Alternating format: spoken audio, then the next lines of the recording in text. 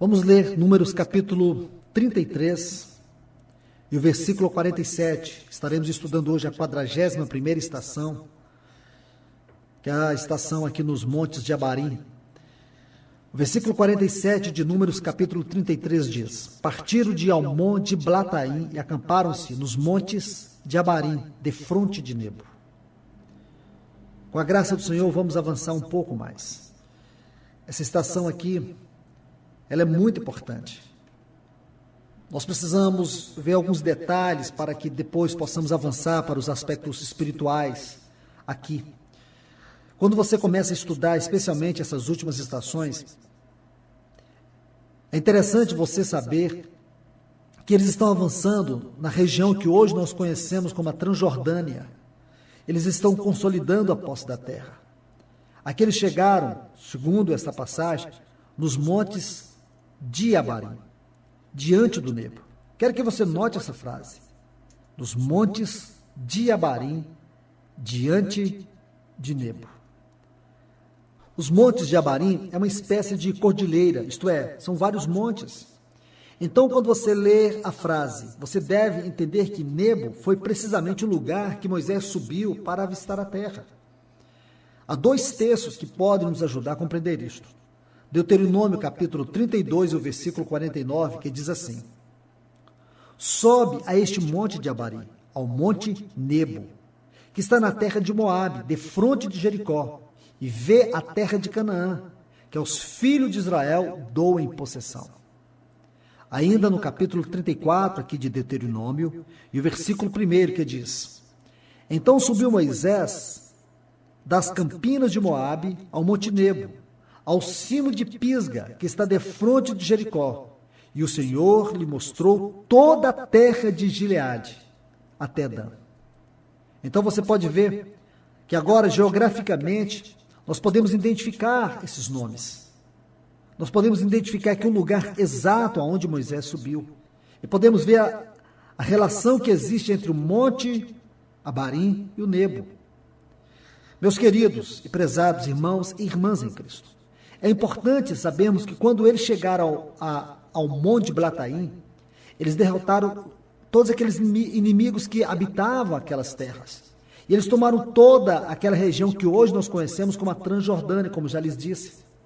Agora, Moisés sobe ao monte Abarim e vai especialmente ou especificamente no monte Nebo, porque, como eu já lhes disse, esses montes de Abarim, como está aqui no versículo 47 de Números, capítulo 33, está no plural, montes de Abarim, porque é uma espécie de cordilheira. Então agora ele está no monte Nebo, e aí ele avista toda a terra. Eu gostaria que pudéssemos meditar agora em Números capítulo 21, porque aqui nós vamos identificar os textos relativos a essa estação. É interessante que nós primeiro tenhamos uma visão de toda a realidade contextual, ou de todos os pontos geográficos por onde eles passaram, pelas estações que eles passaram, para que a gente possa entender esses textos aqui de Números capítulo 21. Então veja bem, Números capítulo 21, a partir do versículo 11, diz assim: Depois partiram de Obote. Nós já estudamos Obote. Obote é a 37ª estação. E se acamparam em Ige-Abarim. Ige-Abarim é a 38ª. No deserto que está defronte de Moabe para o nascente. Versículo 12. Dali partiram e se acamparam no vale de Zered. Esse vale de Zered tem uma estação que é a 39ª, que é de Bongade. Essa estação de Bongade, ela ocorre aqui no vale de Zered. Versículo 13, e dali partiram, isto é, partiram para Almon de Blataim, e se acamparam à outra margem do Arnon, que está no deserto que se estende do território dos amorreus, porque Arnon é o limite de Moabe, entre Moabe e os amorreus. Então essa 40ª estação, ela ocorre aqui no versículo 13, quando diz, e dali partiram. Partiram para onde? Para Almon de Blataim. Eles se acamparam aqui nessa outra margem do Arnon. Então eles acamparam aqui, e aqui que está a 40ª estação. Versículo 16 diz, dali partiram para Ber.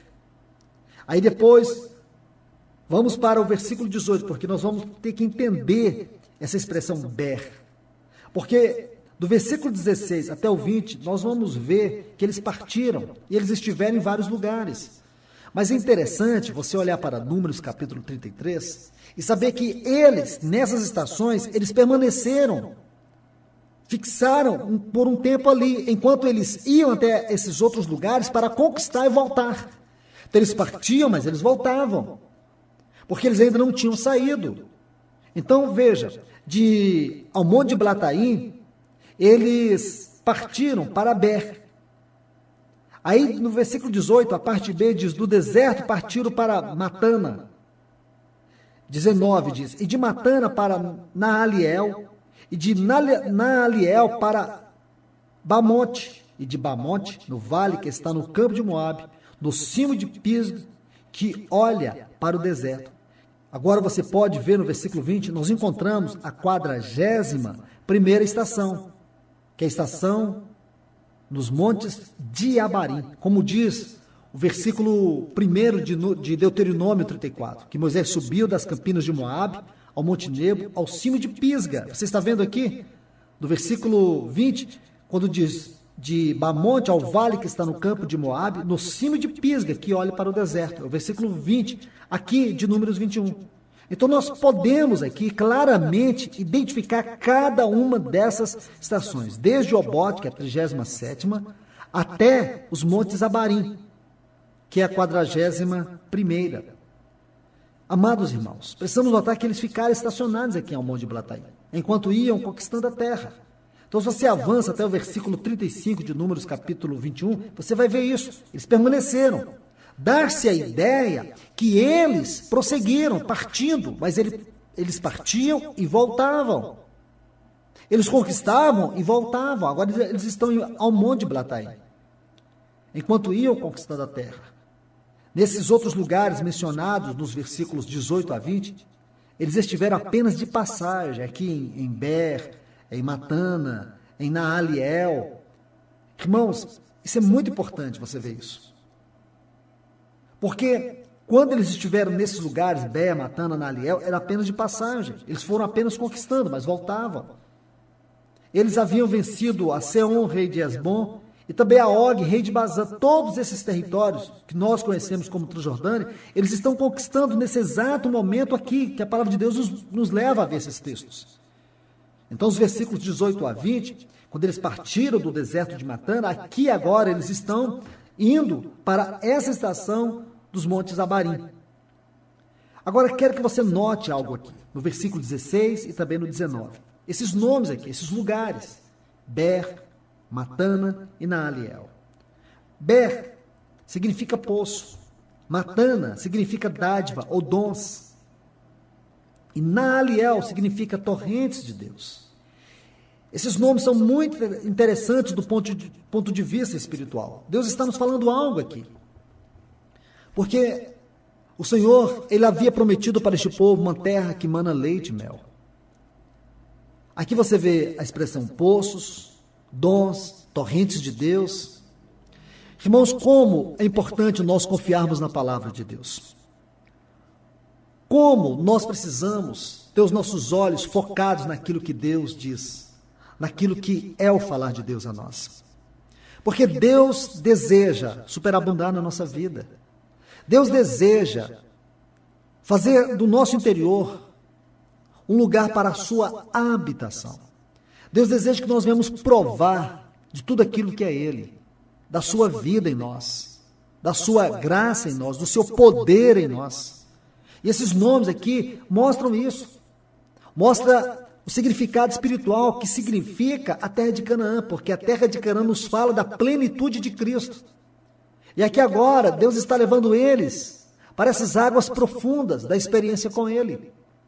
Deus está levando este povo a conquistar, e à medida que nós vamos conquistando no mundo espiritual, à medida que nós vamos vencendo os inimigos, porque nós temos a vitória em Deus. O Senhor Jesus, lá na cruz do Calvário, Ele venceu o mundo, a carne, o diabo e a morte. Nós jamais podemos vencer o mundo, o diabo, a carne e a morte. Mas o que Deus fez? Nós não podemos vencer, humanamente nunca. Mas o que Deus fez? Deus nos deu Cristo como nossa vitória. Por isso que no capítulo 8 da Epístola aos Romanos, Paulo diz que nós somos mais que vencedores por causa de Cristo, porque Ele é a nossa vitória. A nossa vitória não é uma situação, não é um estado, não é um acontecimento. A nossa vitória é uma pessoa, a nossa vitória é Cristo Jesus, Ele é a nossa vitória. E eu e você precisamos enxergar isso, Cristo é a nossa vitória. E Ele deseja superabundar em nós. Ele deseja que nós venhamos experimentar das torrentes do Pai. Agora esse povo chegou num momento muito importante da jornada, um momento muito importante da vida deles. Porque agora não é mais aquela velha geração que esteve murmurando por 40 anos. Agora é uma nova geração que nos fala do novo homem em Cristo. Somente o novo homem em Cristo poderá desfrutar da plenitude de Deus em Cristo. O velho homem adâmico, esse já foi crucificado com Cristo. Paulo disse em Gálatas 2:20, não vivo eu, Cristo vive em mim. Essa é a verdade que nós encontramos aqui. Este é o aspecto espiritual daquilo que Deus deseja nos falar e nos mostrar. Nós precisamos entender que Deus deseja que nós sejamos inundados da sua plenitude, da sua vida.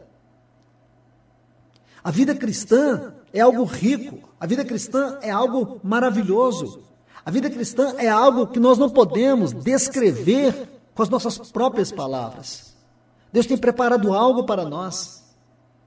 Paulo diz em 1 Coríntios 2:9, aquilo que os olhos não viram, aquilo que os ouvidos jamais ouviram, aquilo que nunca ainda penetrou no coração do homem, é aquilo que Deus tem preparado para aqueles que o amam. Se você voltar em Romanos capítulo 8, versículo 18, Paulo diz, estou certo que os sofrimentos do tempo presente não podem ser comparados com a glória que há de ser revelada em nós. Amados irmãos e irmãs, esta é a verdade de Deus para nós hoje. Nós temos que ter noção disso, nós temos que ter clareza quanto a isso, daquilo que Deus tem reservado para nós, da plenitude da sua vida. Olha o que eles encontraram aqui. Eles encontraram os dons de Deus, as torrentes de Deus, as dádivas de Deus. Por isso que nós precisamos prosseguir em nossa vida de fé, confiando em Deus, na sua palavra, não duvidando, mas olhando firmemente para aquilo que Deus tem falado a nós na sua palavra. Independentemente da situação que você se encontra, se você está doente, se você está passando por grandes lutas, por grandes problemas, por grandes tribulações, talvez você não esteja vendo aquilo que você até tem orado, você tem orado contra todas essas coisas, mas você não tem obtido resposta. Eu quero te falar, descansa em Deus, porque a luta, a tribulação que você está passando não pode jamais comparar com a glória que Deus tem reservado para você, com a glória que Deus deseja revelar e manifestar na sua vida. Deus tem algo superior para nós. Tudo aquilo que nós temos visto nesse mundo, tanto de bom como de ruim, nós não podemos colocar o nosso coração, nós temos que entender que isso faz parte do tratamento de Deus para a nossa vida. Que Ele possa nos ganhar cada dia. Que Ele, através da sua rica, doce, santa e poderosa palavra, continue falando a você, mostrando a você a grandeza de todas as promessas que Ele tem te dado na sua palavra, de tudo aquilo que Ele tem colocado aqui nesta palavra viva e eficaz para você. Isso tem que levar o teu espírito a transcender nele, a penetrar além do véu, para que você possa tocar espiritualmente todas as realidades daquilo que Deus tem preparado para você. Por isso que a palavra esperança na Bíblia, ela fala de uma certeza que já existe. Não algo que vai acontecer, mas algo que nós podemos sentir dentro do nosso espírito, no nosso espírito, a realidade daquilo. Serão esses pontos que nós estaremos estudando. Que o Senhor possa falar ao teu coração. No próximo estudo eu quero estar tocando um pouco nisso, sobre a realidade por vir, sobre a glória por vir. Aquilo que Deus, na sua palavra, dispõe para nós conhecer, de tudo que Ele tem feito e tem preparado para nós. Que Deus em Cristo Jesus, o seu amado Filho, pelo seu Espírito, prossiga te abençoando e falando ao teu coração.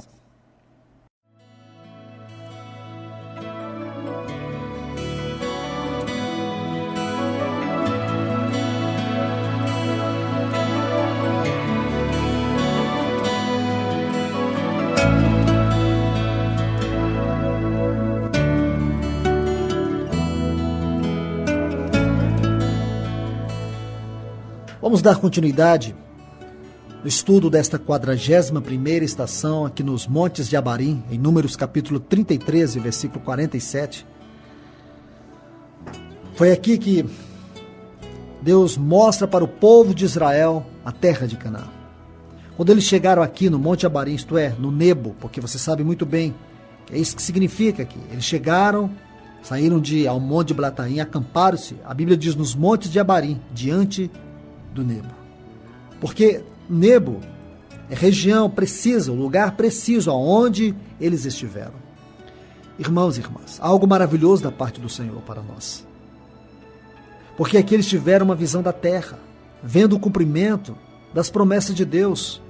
Deus os levou a uma posição que eles podiam ver. Foi daqui que Moisés pôde contemplar a terra de Canaã, só não pôde entrar nela.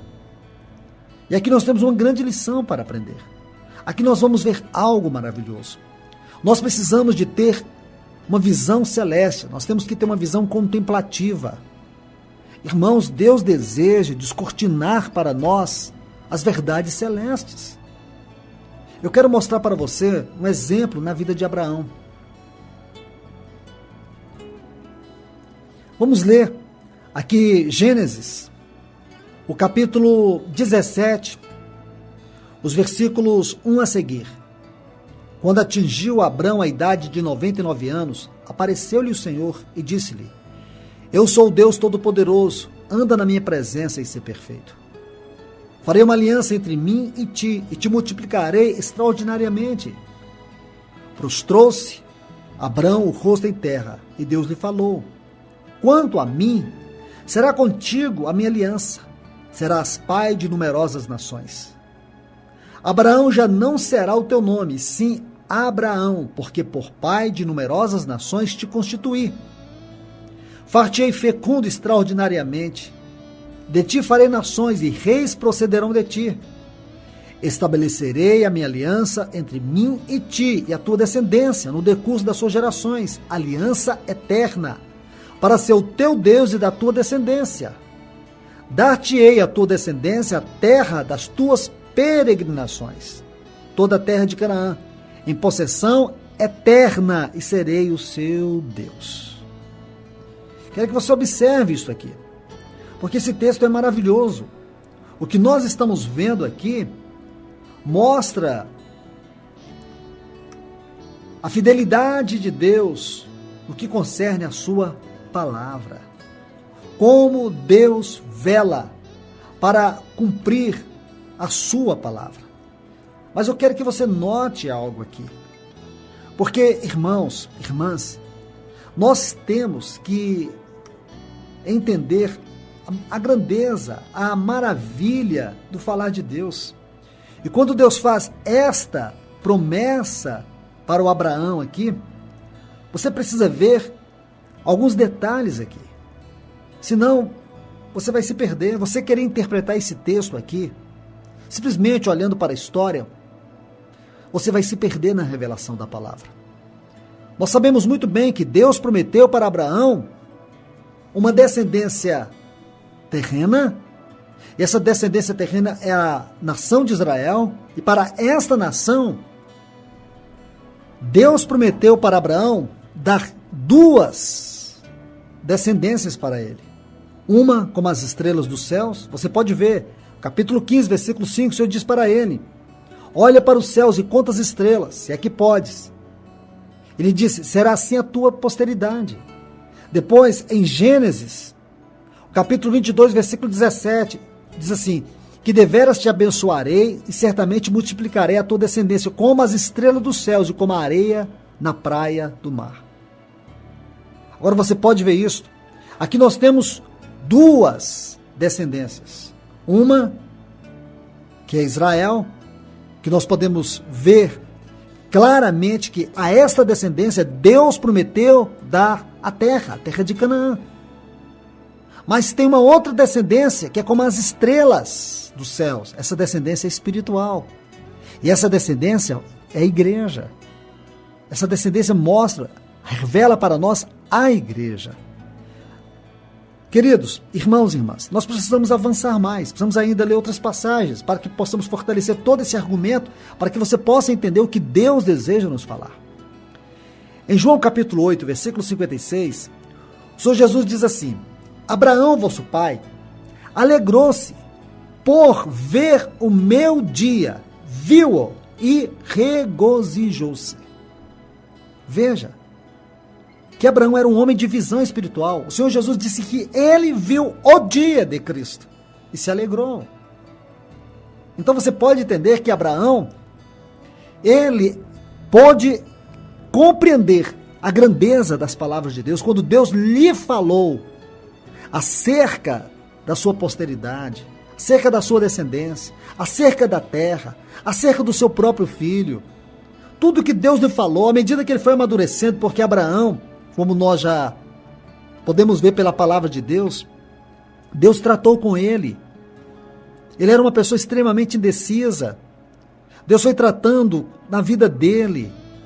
Ele cometeu alguns erros, mas em cada erro Deus trabalhou na vida dele. E ele pôde crescer, ele pôde avançar. Isto traz lições maravilhosas para nós. Então você vê que à medida que Abraão vai caminhando com Deus, ele vai compreendendo os limiares da fé. Não apenas ele foi um homem de fé, mas foi um homem que conheceu o caminho da fé. Ele se tornou um homem de uma visão espiritual profunda, a ponto de ver o dia de Cristo e se alegrar.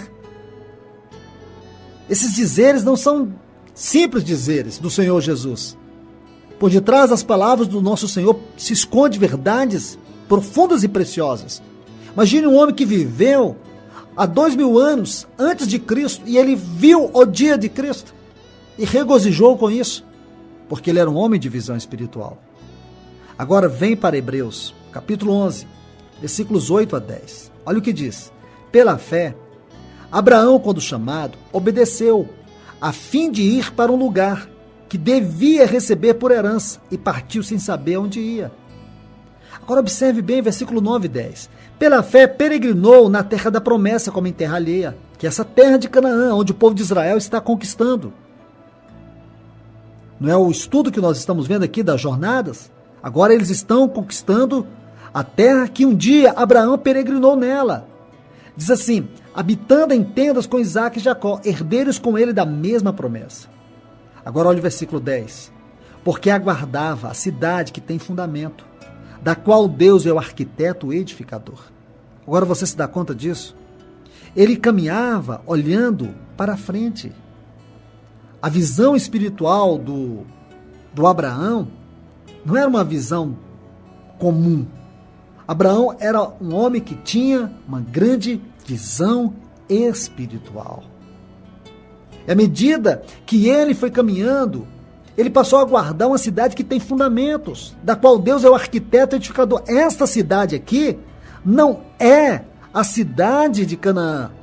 Essa cidade aqui, ela é espiritual. Porque se você segue lendo o texto, você vai ver isto. Vamos agora avançar, versículo 13, olha o que diz: todos estes morreram na fé, sem ter obtido a promessa, vendo-as, porém de longe, saudando-as e confessando que eram estrangeiros, peregrinos sobre a terra. Porque os que falam desse modo manifestam estar procurando uma pátria. E se na verdade se lembrassem daquela de onde saíram, teriam oportunidade de voltar. Mas agora aspiram uma pátria superior, isto é, celestial. Por isso Deus não se envergonha deles, de ser chamado seu Deus, porquanto lhes preparou uma cidade. Agora você vê, continua, pela fé, Abraão, versículo 17. Isso é maravilhoso, irmãos e irmãs. Porque quando o Senhor está nos mostrando isso aqui, nós temos que ver que Ele está falando da Nova Jerusalém. Porque a Nova Jerusalém é a cidade que tem fundamentos. E quando você olha para isso, você começa a entender que Deus deseja nos falar de coisas riquíssimas e preciosas. Porque assim como Abraão, nós precisamos também caminhar com os olhos focados na palavra de Deus, crendo em suas promessas. E quando você olha para a palavra de Deus, você vai ver que Deus, na sua palavra, nos deixou no livro de Apocalipse a verdade concernente ao nosso futuro. Este livro é incrível, este livro é maravilhoso, porque ele é o livro que nos mostra a obra consumada de Deus. Este livro nos mostra a plenitude da obra de Deus, a consumação da glória do propósito de Deus. Quando você abre o capítulo 21 e 22 de Apocalipse, você contempla o quê? A Nova Jerusalém. E o que é a Nova Jerusalém? É a consumação máxima da obra de Deus. É isto que Abraão estava caminhando, ou fala o texto ali sobre Abraão. Quando Deus falou para ele em possessão eterna, não era a terra de Canaã. Porque um dia passarão os céus e a terra. E vai vir o que? A Nova Jerusalém. A consumação máxima da obra de Deus. Quando você lê os capítulos 21 e 22 de Apocalipse, esses capítulos estão dentro da eternidade vindoura. Nós precisamos ler esses capítulos e ter uma visão clara daquilo que Deus tem preparado para nós. Quando a Bíblia fala de esperança, a palavra no grego é elpis. A palavra esperança, no original grego, como foi escrita no Novo Testamento, não tem a mesma conotação, o mesmo sentido da palavra no nosso português. Porque na língua portuguesa, essa palavra esperança é o sentimento que você tem de algo que poderá lhe acontecer. Mas na Bíblia não. A palavra esperança é certeza. É algo que vai acontecer. É algo que você já tem. E essa palavra, ela tem algo maravilhoso em si, porque ela significa também um vislumbre. Deus permite que nós tenhamos um vislumbre de todas as suas promessas, de tudo que Ele tem falado a nós na sua palavra. Que preciosidade, irmãos e irmãs. Que você possa meditar nisso, que você possa compreender. Porque nós estaremos estudando sobre isso, vendo alguns detalhes importantes que nosso bendito Pai, pelo seu Espírito, nos permite tocar aqui no capítulo 21 e 22 de Apocalipse. Um vislumbre da obra consumada de Deus em nós. Ele nos permite tocar nisto. Quando você olha para Nova Jerusalém, pela palavra de Deus, e somente através do Espírito Santo, você pode tocar um pouco nisso. Você pode ter um vislumbre daquilo que Deus tem preparado para você. Aquilo que Ele está fazendo em você, porque nós estamos no processo de transformação, conformação e glorificação. E neste processo é que nós estamos caminhando, tendo um vislumbre daquilo que nosso bendito e santo Pai um dia concluirá, terminará em nossa vida. Que você possa compreender isto. Que a palavra de Deus permaneça em você, te abençoando, ganhando você mais e mais. Que o nome de Cristo Jesus venha ser magnificado pela palavra de Deus na tua vida.